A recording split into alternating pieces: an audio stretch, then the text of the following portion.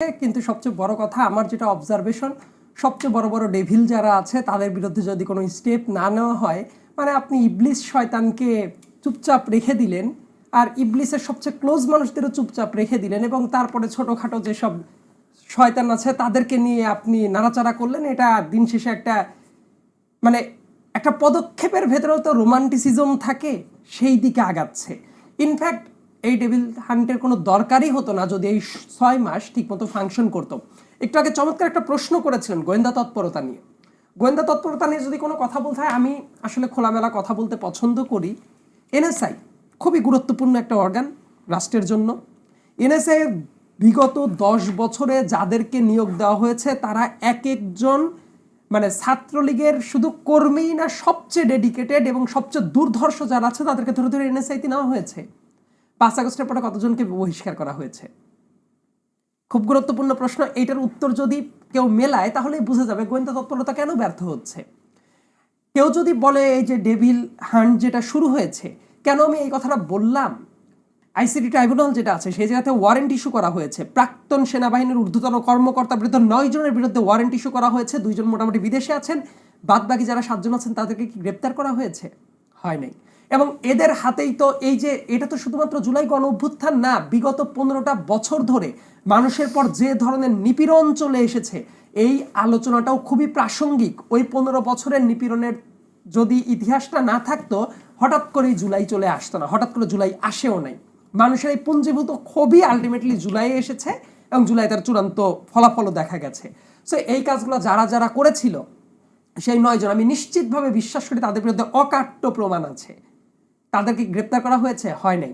এমনকি এই প্রশ্নটা বোধ হয় যে সরাসরি অন্য সব মন্ত্রী তো আছে, ধরেন লমি অ্যাডভাইসর, হোম অ্যাডভাইসরকে বিশেষ করে, এবং তার চেয়েও গুরুত্বপূর্ণ কথা এই প্রশ্ন সরাসরি ডক্টর মোহাম্মদ ইউনূসকে করা উচিত যে আর্মিদের ভেতরে যারা ছিল তাদেরকে কেন গ্রেপ্তার করা হচ্ছে না, যদি না করা হয় কেন? সেম প্রশ্ন আর্মি চিফকেও জিজ্ঞাসা করা উচিত। কারণ এই যে যত গুম হয়েছে এগুলো কারা করেছে? ওপেন সিক্রেট, সবাই জানে। শেখ হাসিনা কোনো মানুষ ছিল না, সে ছিল ডেভিল, সবচেয়ে বড় ডেভিল। তার কারণ ইলিয়াস আলী ওই যে যখন গুম হয়, আমি খুবই ছোট, আমার এখনো মনে পড়ে সেই স্মৃতিগুলো। প্রত্যেকদিন ইলিয়াস আলীর যে ওয়াইফ তার কান্নাগুলো মিডিয়াতে দেখাতো।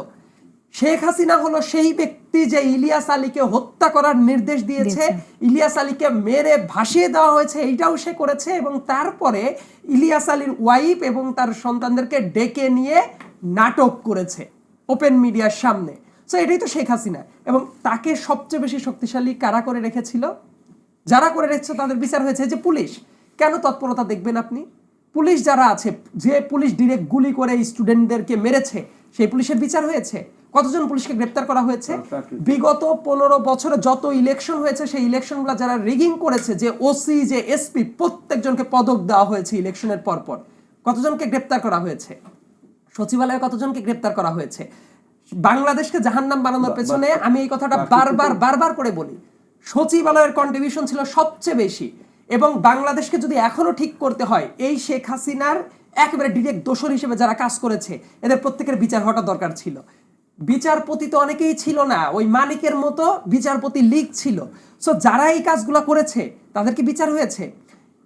আমি এই জন্য বলি ডেভিল হান্ট যদি শুরু করতে হয়, এটা করা উচিত ওই যে ডিফেন্সের সাবেক অফিসার যেগুলো আছে এদের, পুলিশ তো অবশ্যই, সচিবালয়, বিচারপতি লীগ, এদেরকে দিয়ে শুরু করাটা উচিত। এবং গোয়েন্দা সংস্থার যেটা কথা বলেন এটা একদম ঢেলে সাজাতে হবে, কারণ যারা ছিল তারা তো তাদের পারপাস সার্ভ করবে, এটাই খুবই স্বাভাবিক। আরেকটা যেটা গুরুত্বপূর্ণ ব্যাপার, আন্দোলনের কথা যেটা বলছিলেন, বিভিন্ন ক্ষেত্রে আজকেও যেমন আন্দোলন অনেকগুলা, কিন্তু আমি সব আন্দোলনকে অযৌক্তিক বলি না। আমি মনে করি অনেক আন্দোলনই যৌক্তিক এবং আরো অনেক যৌক্তিক ব্যাপার নিয়ে কথা বলা উচিত। দ্রব্যমূল্য নিয়ে সিরিয়াস লেভেলে কথা বলা উচিত। সয়াবিন তেলের দাম কত? 200 টাকা করে হয়ে গেছে, অলমোস্ট 190 থেকে 95 টাকা। মানুষ আসলে এত মানুষ আসলে এত সংস্কারের আলাপ শুনতে চায় না। মানুষ যেটা দেখতে চায়, রাস্তায় বের হলে তার সিকিউরিটিটা ঠিক আছে, সে 3 বেলা ঠিক মতো খেতে পারছে, এবং আওয়ামী পারপেট্রেটর যারা তাদের স্বপ্নকে ধূলিসাৎ করে দিয়েছে তারা বিচারের মুখোমুখি হচ্ছে। বিচার শেষ হওয়া শর্ত না, একটা বিচার শেষ হতে অনেক সময় লাগে, একটা ফেয়ার ট্রায়াল হতে, কিন্তু আইনের মুখোমুখি কি হচ্ছে? গোয়েন্দা সংস্থার কথা বলছেন, আমার হোম ডিস্ট্রিক্ট পাবনাতে, তার পাশের জেলায় সিরাজগঞ্জ, এবং যে এমপি আছে চয়নকে 6 মাস পরে গাজীপুর থেকে গ্রেপ্তার করা হলো 2 দিন আগে। তো এই চয়ন তো বাংলাদেশেই ছিল। গোয়েন্দা সংস্থা যদি ঠিকমতো অ্যাক্টিভ থাকতো, এই চয়নকে গ্রেপ্তার করতে 6 মাস লাগে নাকি? এটা কোনো ফাইজলামি? এখানে একটু আমি বলি, তুহিন খান আপনার মন্তব্য শুনতে চাই। আপনি